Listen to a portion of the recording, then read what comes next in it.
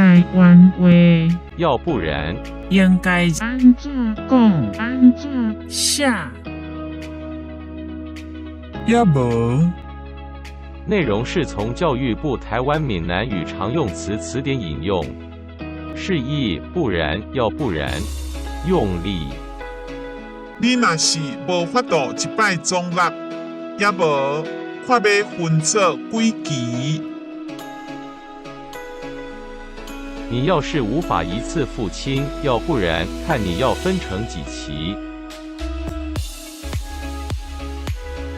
请支持我，点击 subscribe， 然后再单击小铃铛，也不要忘了转发给您的朋友圈。